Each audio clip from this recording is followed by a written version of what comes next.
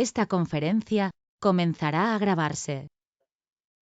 So welcome to this very special session of the European Alliance Against Coronavirus. You know, we have been working from past March 2020 on all topics related to not only to the fight against the COVID crisis, but also to the recovery process and what clusters can do in that situation. Okay, and before continuing, I need to say that this session will be recorded and it will be published on both in the channels of the European Clusters Alliance and of the European Cluster Collaboration Platform.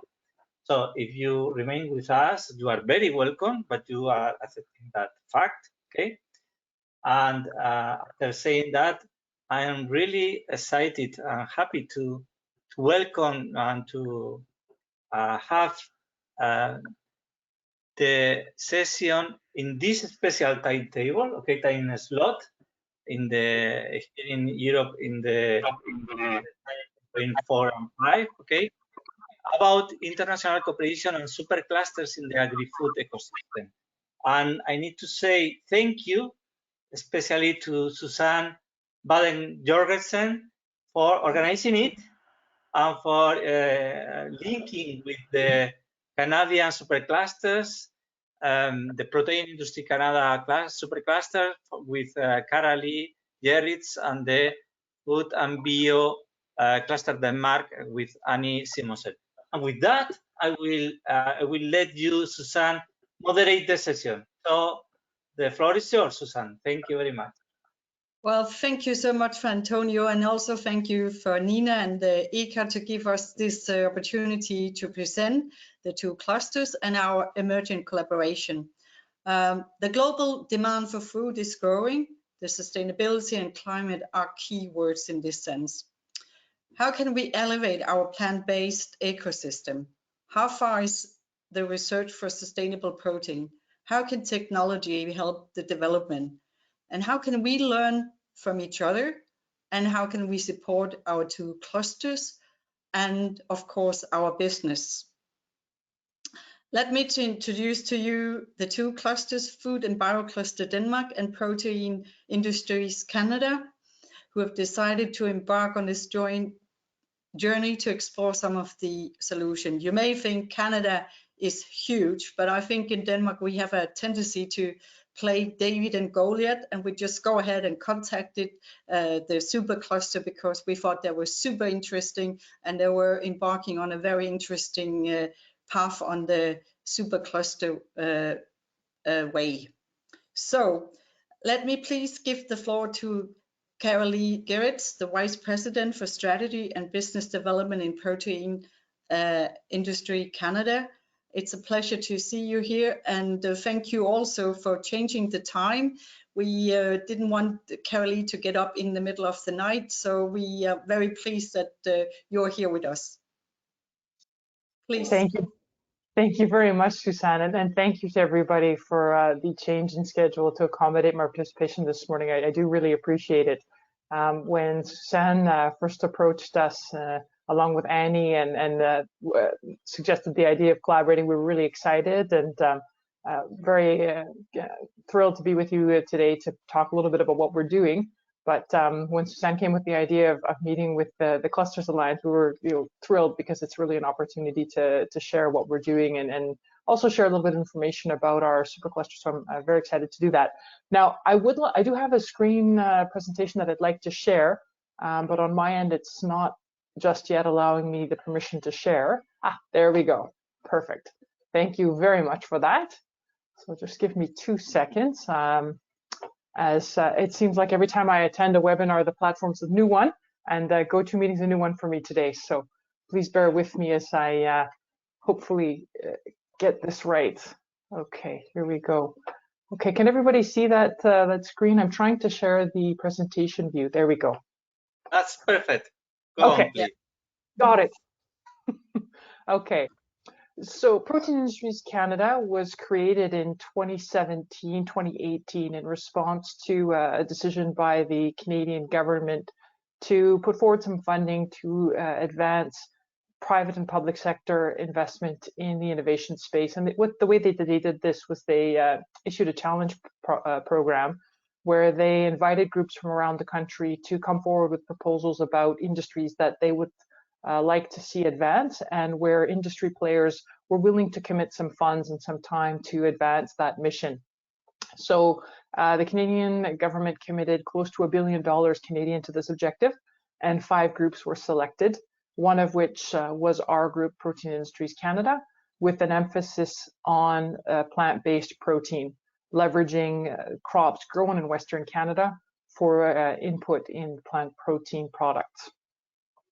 So we're really working together with industry to bring together collaborators to address some of the largest challenges that are out there in the plant-based food system, to ultimately address global agri-food system challenges of food security, climate change, sustainability, and human health. We have close to 300 members from across Canada and internationally. I was updating this slide yesterday, and I was actually quite excited because when we made a presentation to Food and Ag Bio Cluster Denmark just 2 weeks ago, we had only 10 international members, and now we're up to 14. So, Suzanne, I think our efforts are bearing fruit already.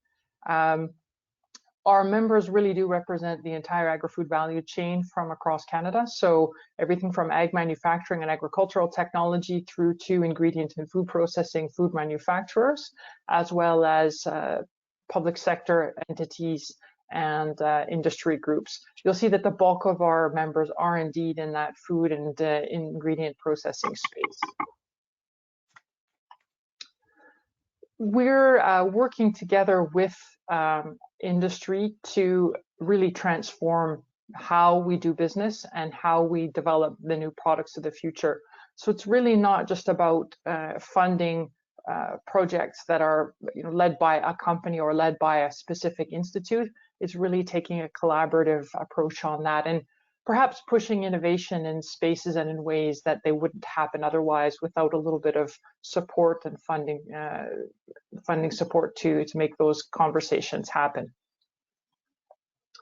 We have 2 key program areas, and I'm going to speak first to what we call our technology programming.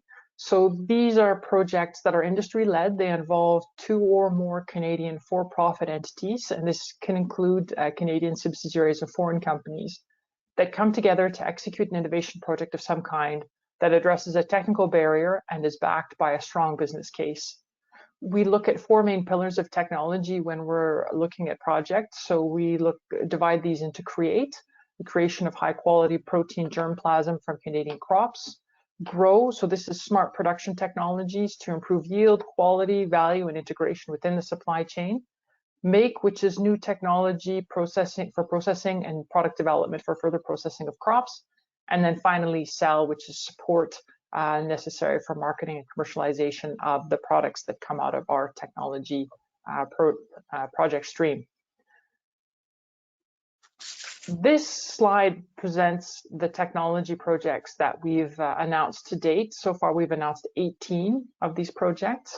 On this slide, what you're seeing is a visual representation of the portfolio, where size is the overall value of our research and development project. That's both industry and Protein Industries Canada contribution. The color represents the input crop of focus. So purple circles that you see here are canola-based projects. Green are projects focusing on peas. Pink are projects focusing on other pulses, and gray are projects that apply to all crops. So these are essentially ag tech projects. The x-axis represents the expected date of commercialization, and the y-axis represents the primary technology pillar, drawing from those pillars that I talked about in the previous slide. Most of the projects will touch on at least 2 of the 4 pillars, but our most successful projects involve players that represent the entire value chain, creating feedback loops within a single project. The names listed here are lead companies only. Projects typically have between 3 and 5 signatory companies, but involve an average of 8 participants as public sector and university research organizations participate as subcontractors. A number of our technology projects also involve foreign companies. Typically, these are end users of some of the products being developed or providers of technology and know-how that isn't available in Canada. I've included an appendix that will have more details on all the projects, but project descriptions are also available in our website. I'd like to highlight two of these quickly. One is a project being led by Avena Foods. It's the pink dot at the further most right corner of the screen there. This is the partners in this project include Mountain Foods, Daya, and two UK-based bakery companies, Baconology and Village Bakery.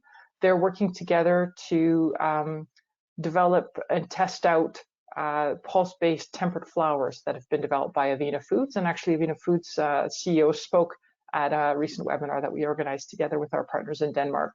The second project I'd like to highlight is a project being led by a company called Grainfrac out of Alberta. It involves Tomteen Seeds, which is a farm company and seed producer, as well as Ripple Foods, which is a US-based developer of pea-based drinks.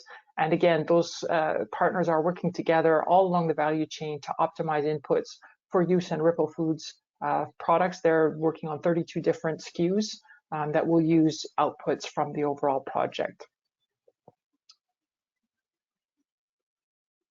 Our second project area is a program called Capacity Building.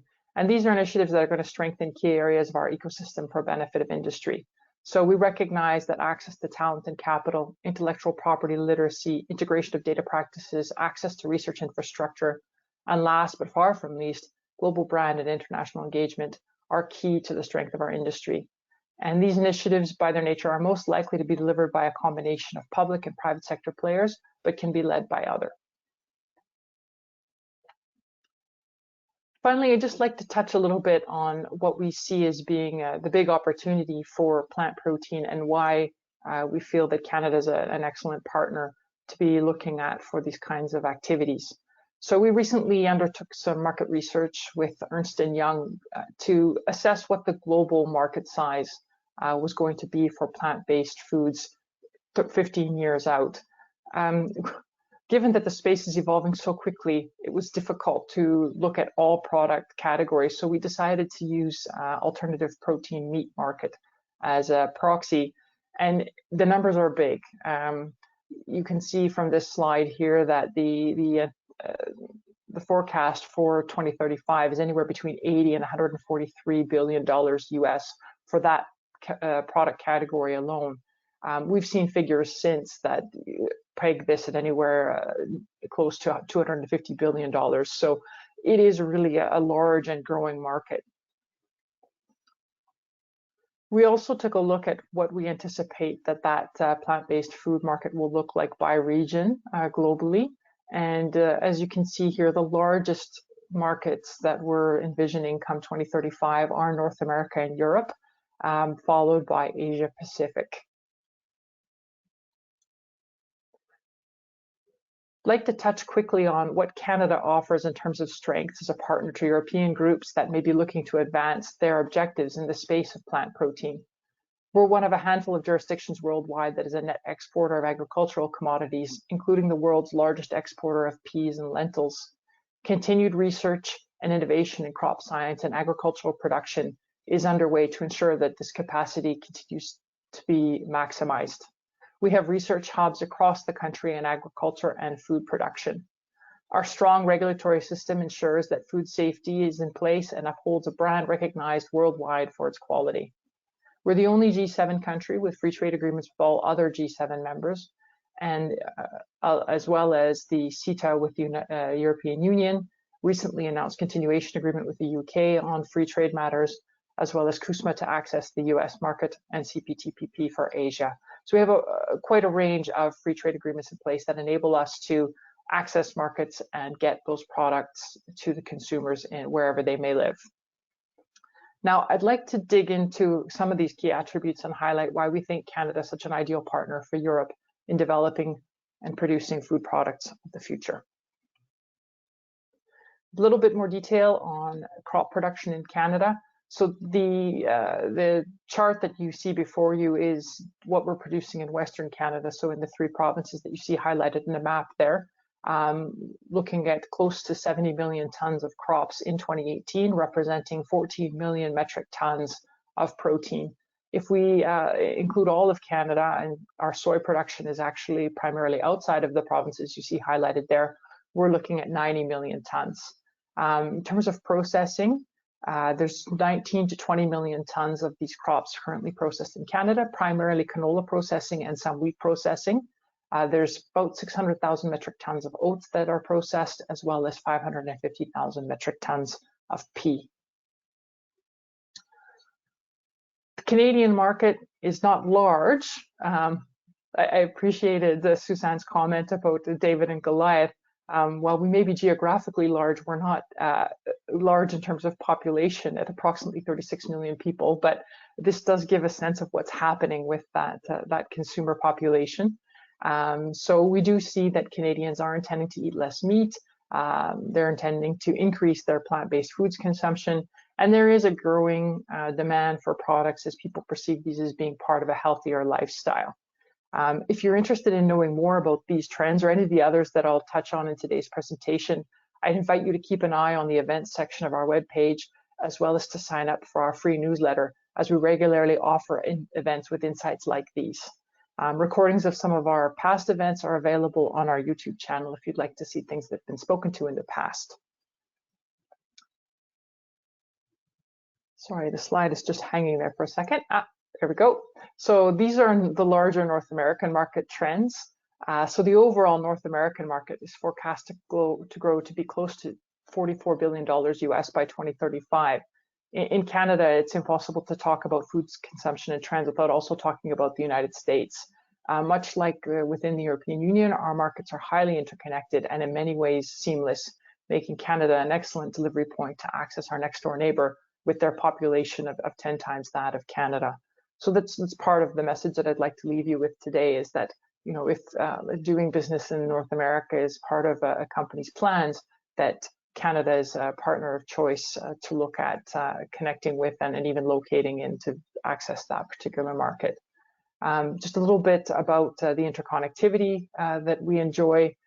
So we have significant agri-food bilateral trade flows between our two countries, close to $65 billion US in bilateral flows in agri-food alone in 2019, with Canada exporting approximately $37 billion to the US. Even with the health-related border limitations that have been imposed by COVID, the flow of goods continues uninterrupted. The European market, I'm not going to dig into these trends here because I think that those of you that are on the meeting today know these better than I do. But overall, the market size is forecast to be the largest regional market in the world at $48 billion US by 2035. And we see European consumers really being the drivers in terms of trends and consumer preferences when it comes to plant-based food, providing amazing insights for our food producers and technology developers as to what the future market for plant-based food is going to look like. So we really value those relationships and those opportunities to be connected into those developments. Finally, just a little bit about the flows in terms of trade between Europe and Canada. Again, agri-food trade flows between our two parts of the world are significant at 5.5 billion euros in 2019, a number that we anticipate will only grow as the Canada-European Free Trade Agreement enables greater movement of goods and peoples. The overall trend, combined with enabling trade liberalization, makes for fertile ground for partnerships between European and Canadian players, and it's a matter of making connections and introductions so that our industry members can explore and take advantage of the possibilities for ourselves. That's why we at PIC are so excited about the potential offered by a closer relationship with Food and Biocluster Denmark, as we see great complementarity in terms of the areas of expertise and research between our two countries, as well as the opportunity to share market and business knowledge across partnerships for the pursuit of joint opportunities, whether in North America, Europe, or elsewhere in the world. So thank you very much for the opportunity to speak to you a little bit today about that. And I look forward to hearing Annie's presentation, as well as having the opportunity to have a bit of a discussion.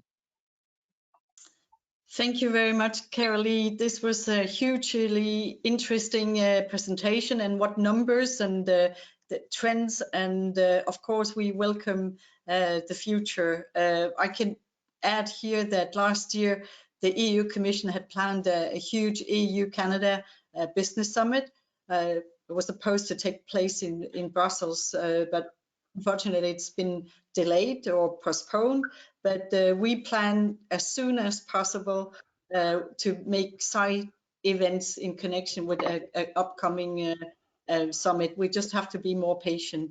So in the meantime, I would introduce Annie Simonsen, my dear colleague, who is the Senior Manager, Innovation Manager at the Food and BioCluster Denmark. And she will give you an introduction and presentation of our cluster. Please go ahead, Annie. Thank you. Let me just share my screen here.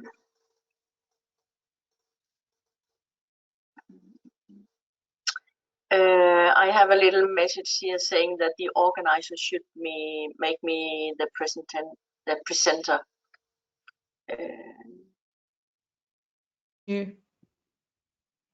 Is it okay now? Yes, you should have it now, Annie. Okay. Yes, it's here. Good, we see it. Find my presentation. Do you see my presentation too? Perfect. Yeah. Okay. I only see it partly, but you see the full screen, is that correct? Yes, yes, we see it perfectly. Okay, yes. very. Yeah. The story of Food and BioCluster Denmark is relatively young. We started last year. We had a merger of 4 old, well-established organizations, and we brought in knowledge about food and biomasses. I'll not share all the rest with you. The purpose of Food and BioCluster Denmark is to maximize innovation within the Danish food and bioresource sector, to be the industry meeting place, to accelerate the business and market development for the companies in the Danish food cluster, and to be a unifying cluster organization that creates synergy and initiates tomorrow's sustainable solutions, and maintain Denmark's international leading position within innovation. I think we all believe we are leading, and so do we. Okay, here's a few facts about Food and BioCluster Denmark. We are approximately 40 employees. We have 3 incubators for startups in different locations in Denmark. We partner or lead 40 projects. Some of them are Danish and some of them are international, mainly European. And we have more than 100 events per year for our companies, and actually last year it was more than 200. Here you see some of the members of Food and BioCluster. We have more than 250 members. I guess you know some of the companies here. We have Arla, the big Danish dairy or Nordic dairy.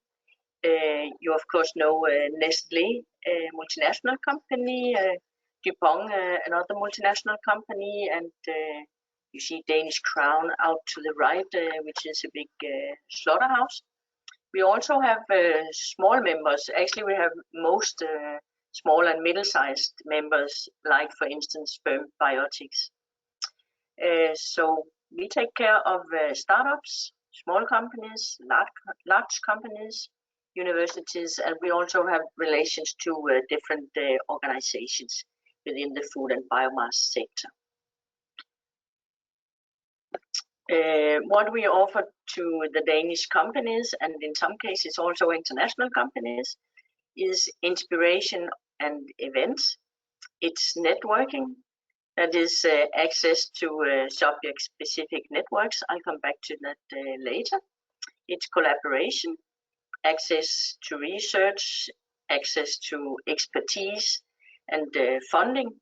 And it's also online knowledge sharing. For instance, we have food innovation talks, which are companies sharing experience and knowledge with each other, and we have master classes, which is mainly research presentations. Further, we have one-to-one sparring and matchmaking between companies. We also have international offers to the Danish companies, and we have had that for many years in the old organization. So we have a fine network of partners in Europe and in other countries as well. So we make international innovation boot camps now and then. We have one-to-one sparring with the strongest food and bioresource ecosystems in the world. We are quite happy about that, having built that cooperation over many years. We offer access to international projects and funding, and we help finding international partners to the Danish companies. We cover the entire value chain, so we actually go from the farm to the fork, which you of course know. So we have farmers are not our main focus, but we have value chains including farmers. We have technology providers assisted by us, and we have at the other end we have the consumers. We make consumer analysis, and we bring in general people together. We also have dedicated plant-based food activities. So we initiate cooperations and alliances. We ask consumers and the users of plant-based raw materials about their requirements, their needs and plans. And we make or have made analysis and reports.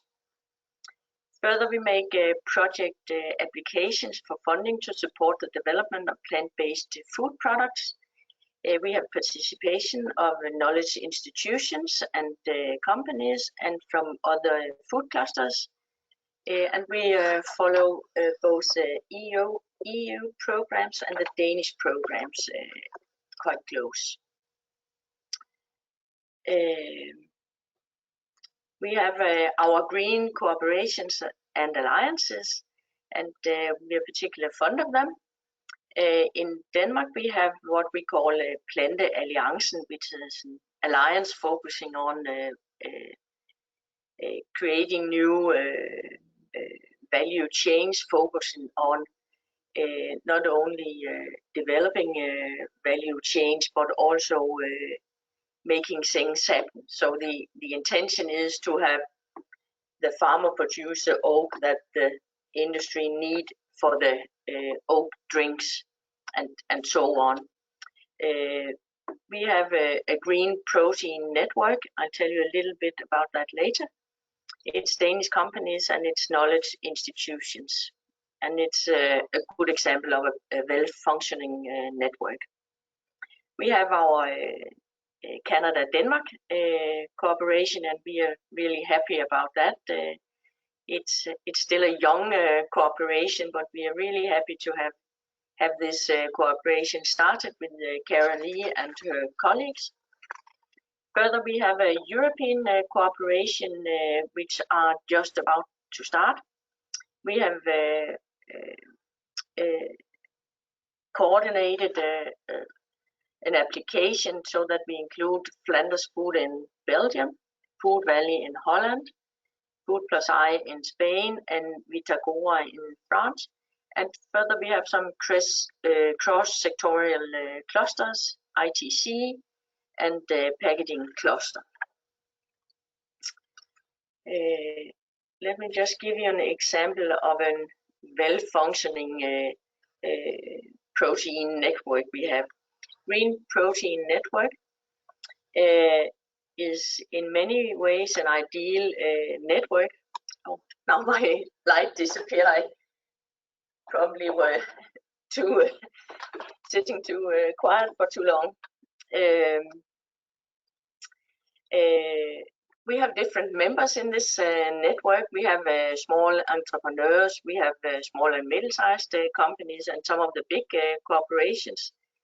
And we have knowledge institutions, researchers with different specialities, and they all find a very good cooperation in this network. So they zoom in on challenges and possibilities in the green world, so to say. From meeting to meeting, they decide themselves what topic they want to go on with at the next meeting. So it's a very dynamic network, and they have a very good way of connecting with each other and have a lot of interaction apart from the meetings. They also interact with each other, and that's a good way to have a network working. So they meet 4 times per year, and half of the meetings are digital. So for instance, the next meeting is May 10th next week, where they focus on microalgae protein, which is interesting for the future as well. Here you see the members of the network. Big companies like Arla, small companies like Biogan, and small producers of different products. They are all, the big companies are happy to cooperate with the small companies, and the small companies are happy to cooperate with the bigger companies. So it is quite successful. We have also asked the consumers what they think about the plant-based future. And they have responded, it should be easier to eat plant-based food and follow the official dietary advice. And in Denmark, we have changed the official Danish dietary advice to focus on good health, but also on climate. Further, the consumers would like improved taste, more variety with new protein sources, more convenience products, like you see products coming from the meat industry, the dairy industry, egg-based products, and so on in the old products. They want new ways of producing, for instance, sustainable development, and they want brand new categories. They don't want burger substitutes or beef substitutes. They also want something completely new. We have kind of done the same with the companies and the knowledge institutions. We have announced a call in the autumn last year, and we have had 52 applications from corporations between knowledge institutions and companies. And 10 out of the 52 applications, they have been plant-based focused. I just want to give you a few examples here. For instance, we have a university working with 4 companies, actually also international companies, on how to grow plant-based, how to cultivate meat on, for instance, potato media and other plant-based media. We have another university working with 2 companies changing the rapeseed cake to something you are allowed to eat for human consumption. They make a doubled fermentation here, and they are funded to have support for that. Further, there's a company focusing on ice cream, and we all want nice ice creams with the texture and the taste and everything as we have known it for many years. But we also want plant-based ice cream. So they are developing a protein to make sure that the overrun of plant-based ice cream will be really delicious. We have another group of companies working with the side streams from beer. We have improved functionality and sustainability of textured pea protein and fermentation of green malt. And that is, you see many of the very big breweries, they have a uniform malt nowadays. So they want to develop green malt from different sources, allowing small breweries to have their own malt. And the reason why I mentioned those small projects to you is that before we have a lot more plant-based food products, there's a lot of challenges we need to address, supporting the research, supporting the companies, and I think that's quite important for the future that we address that. We have reached out to Protein Industries Canada to maximize the innovation within the Danish food and bio resource sector. We believe that the Canadian and Danish companies, knowledge institutions, and our 2 clusters will benefit from having a meeting place. We had a workshop so far. We could have master classes where researchers present new research. We could have talks where Danish and Canadian companies will share experience and knowledge with each other, or maybe even get to know each other so that they can start visiting when the situation allows for that. We believe we can accelerate the business and market development for our members, both in Canada and in Denmark. By being unifying cluster organizations that create synergy and initiate tomorrow's sustainable solutions. All in all, we believe that'll be good for both parties. So that's why we have reached out to Protein Industries Canada. I think that's all from me. Well, thank you very much, Annie, and thank you much, Carolee. Thank you for introducing the 2 clusters and the very young and emerging collaboration, and we hope there will be many more opportunities. I think I'll take this time to ask anyone if you have any questions. Now is the time to discuss a little bit. So please come forward with questions both to Carolee or to Annie or to both of them. Yes, hello. How are you, Susan? I have a question to Cara. Cara, thank you very much and congratulations for your excellent presentation.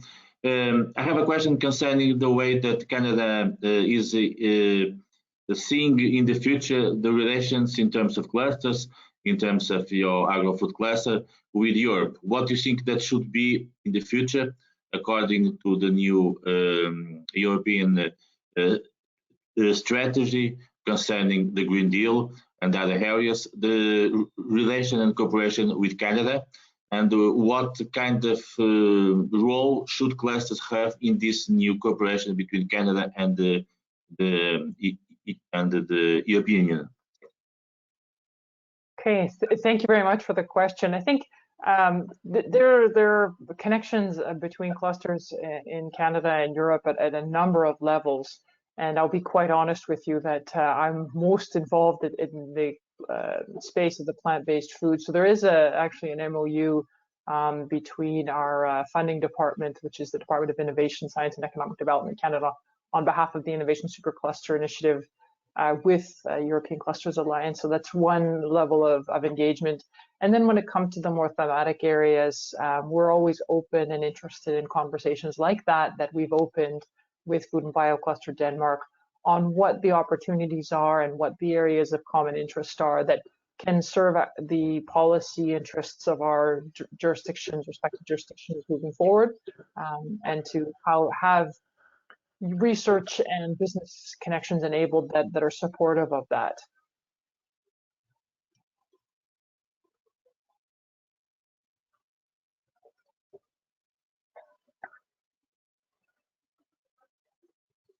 Oh, you're on mute, Suzanne. Yeah, sorry. I just wanted to add the clusters play a major role in any big international collaboration, because the clusters are gateway to SMEs, and we are here for our members, of course, also knowledge institutions. So I think the clusters can be like a door opener to making business. If you're a small company, maybe you don't have the resources, and you don't have either the manpower to take on this huge job of internationalization, and this is what the clusters can help.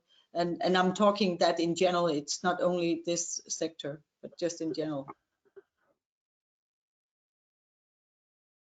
And we, as European Cluster Alliance, will be glad to create and reinforce that kind of links with our Canadian friends. So don't hesitate to propose and look for next action together.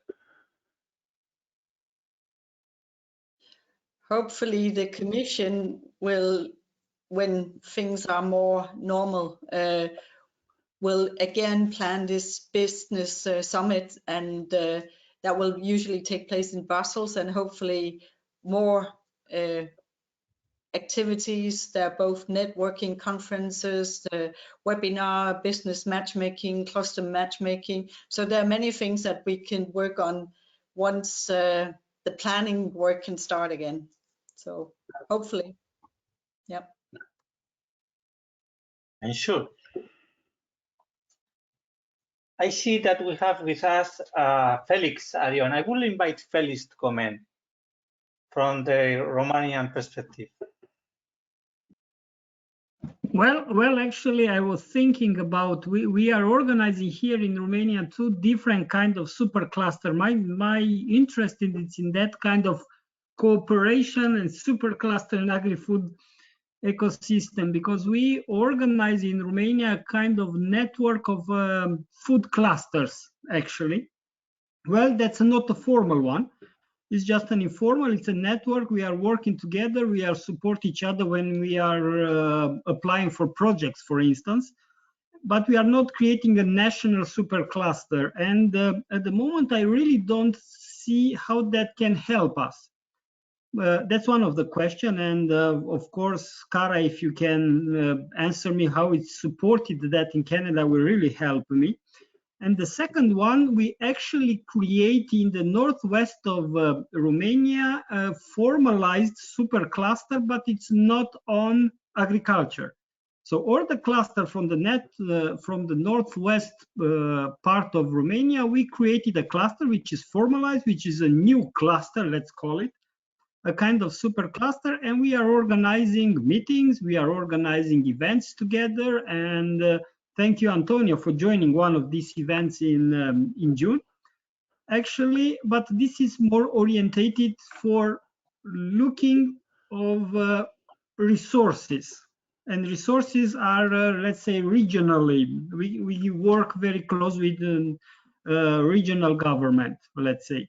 So that's why I do not understand why it's a supercluster. The national supercluster works and should be emphasized to the national level, or let's say European level. So Cara, please, if you can support with this answer, I will really appreciate it. Thank you. Yeah, and I do appreciate the question, because I think if we look at what's happened, the Canadian experience, if you want to draw from that, when we began, we were really focused in Western Canada, and it was looking at what are the crops, what are the players that are active in that space in Western Canada, and how can we create better connections between them, and how can we help de-risk some of the innovative work that needs to happen for this particular subsector, the plant-based food subsector, to move forward.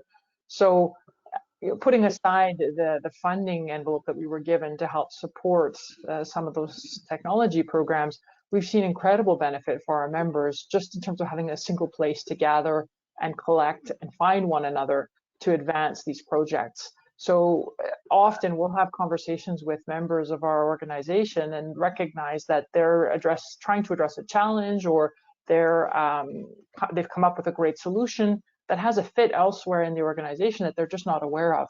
And we're able to help make those connections. we're also aware of scenarios where those organizations have done it themselves. And so recently I was meeting with a group that's standing up a protein fractionation project. They needed financing, and it just so happened that we had a financing group that was part of our organization that found them via the directory, reached out to them and said, hey, are you looking for financing for this project? And they were able to conclude a deal for even on the investment side. As we're evolving, because we were founded 3 years ago and now have a certain mass, a certain number of companies that have become part of the group, we're expanding beyond just Western Canada. So in Canada, the agri-food sector is a little bit geographically siloed. So you have agricultural production, crop production, primary processing happening in Western Canada, whereas food manufacturing has traditionally tended to happen in Southern Ontario, Quebec, British Columbia, just because that's where the population concentrations are and there's a little bit easier geographic access to export markets. We're now seeing an opportunity to create better linkages across the value chain and overcome some of those geographic barriers. Now, that might not be relevant for all markets. Perhaps that's something specific to Canada, just because we're so geographically spread out that these companies aren't finding each other naturally easily. But we've certainly helped advance that dialogue and help make that happen just through outreach to groups internal to Canada. And so I think there's a lot to be said for having a place, a gathering point for companies and for research institutions that have an interest in a particular theme. Now, if you're too broad in your theme, it might not work as well, but that's something that you'd have to judge based on your country's experience and your reality and where you want to take things. Hope that helps and answers the question. Yeah, and probably that will be more interesting. Is the government supporting you financially or any other kind? Just because you're super cluster versus a regular cluster. So the supercluster program, yes, started as a funding program established by the federal government. So yes, we were given $153 million Canadian to invest in these technology and capacity building projects. There is also a membership and a membership fee that our member organizations pay that offset some of the costs of our operating as well. But I think that what we're seeing benefit-wise as we're maturing is a lot of benefit, not necessarily related to those funding programs. I saw Annie had her hand up. Yeah, I fully agree with all your comments. Felix, I would like to add Denmark is a small company, and we started our cooperation in a loose kind of cooperation in a common project. And we had this project going on for 2 years, and we got more and more acquainted to each other. And then we decided to make the final merger. So now we have regional hubs. That means that we can still cooperate with the regional government. A very big advantage is that we benefit from scale. Some employees will be specialized in fish and seafood, for instance, others in technology. Some will be specialized in applying for funding. And it means that we have a critical mass today so that we can cooperate with some of the big clusters in projects. So it has been very good for us. And I need to add, Felix, that about the Euroclusters initiative from the European Commission. So this is public. The European Commission will publish some calls at the second half of this year to encourage the creation of Euroclusters, meaning the joining of clusters across thematics in Europe. So you could be one of the food industry could be one of them. Why not? And if you are interested, you should think about it, for sure. Yeah, but my concern is not to become like, I don't know, kind of consortium related or generally like Horizon 2020. So when the project is done, almost everything disappears. It remains only memories about the project. well, for a cluster, you have to move on and to provide some support. Doesn't matter if the project is done. At least that's the idea. It's a long run. So that's why it's very interesting what Kara said. Then even if the financial project ends, the results remains quite positive.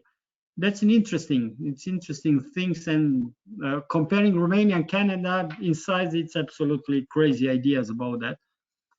And that's quite an interesting point of view. Thank you, Kara, and all of you. I see a comment from Yami Mihan. Sorry for the pronunciation. I'm sure it's so horrible. But Yami, would you share with us? Hi, Antonio and all. It's been a long time since we've seen each other face to face, but look, delighted to be here today. On our cluster journey as part of IDEUM, so the Irish Digital Engineering and Advanced Manufacturing Cluster, 5 months in terms of its inauguration, and thus far there's been good buy-in from industry in what we're trying to do. So effectively our motto is to support manufacturing SMEs with digitalization. So focusing on kind of 4 key strategic initiatives around talent and skills, so understanding from an industry perspective what particular skill sets are needed, and to help develop lean programs around that. So to give kind of an example, consortia, an industry consortia was put together and wanted a program around the leadership and digitalization of manufacturing. So what does that mean? What is Industry 4.0 and how does it affect our business? So we helped then go back to the education providers, develop a lean program, and then hopefully we'll find out on the 11th of May whether that's funded, and then go with industry and help them upskill around those areas. Just on that as well, we've been working with companies on internationalization projects, R&D projects such as I4MS, so Change to Twin. We had 16 applicants coming through IDEUM cluster to draw down 10,000 euros in funding to do a digital readiness piece, which we'll find out again in mid-May where they accept it or not. So look, in essence, what we're trying to do in an Irish context is really build a community and understanding about the value and what are clusters, what's the impact of clusters, how they can benefit you being part of that. We're at a very early stage in terms of that process, Antonio Novo, and we've had these chats at TCI network events before. So the education piece around clustering is where we're at in an Irish context. But a lot of good work has been done. From a government perspective, they've funded 12 clusters through the Regional Technology Cluster Fund over a period of 3 years from Enterprise Ireland. So there's a real buy-in from government in the cluster model. In the industry are starting to see the impact and value of them, that it's not just another network or an industry association body, it's further long-term, big collaboration. So yeah, look, from IDEUM, just to give you some kind of stats, in 5 months, guys, there's 208 active users, 63 SMEs involved in IDEUM. So I'm absolutely delighted with that buy-in, but we need to continue that trajectory of helping them to understand how clusters can benefit them and going forward, and linking in with events such like this as well, Antonio, because this helps with that education piece that I talked about earlier that's lacking in an Irish context. So that's just a bit of an overview of what's happening in Ireland. Sorry, can you see me? I'm a bit blacked out, am I? Don't worry. Yeah, you are welcome, Jamie, for sharing it with us. And I see that we have only 2 minutes, so we should have the last remarks from Kara-Lee, Suzanne. I don't know if you want to share with us your last thoughts. Just to say a huge thank you to everyone for the opportunity today, and would welcome an opportunity to have a conversation with anybody on the call today who's interested in learning a little bit more, or talking about how we can connect our respective members. Please don't hesitate to reach out to me. Suzanne and Annie? I just want to thank you very much. Annie, please go ahead. And also, please feel free to contact us if you find it interesting, or we can do anything for you. Wonderful. Yes. Please don't. If you could share the presentation with us, we could publish them with the video, okay, in our channels and in the ECCP. And if you include in the presentation your contact data, I think that will be useful, okay, for reaching you. And for sure, all of you, don't hesitate to propose new activities with us, with the European Cluster Alliance. In the future, we need to deepen our relationship. So I'm really happy to have had you today with us and looking forward for the next occasion to meet. Thank you very much. Thank you very much, Antonia, and thank you to Caroline and Annie. Thank you. Thank you. Bye. Bye. Bye.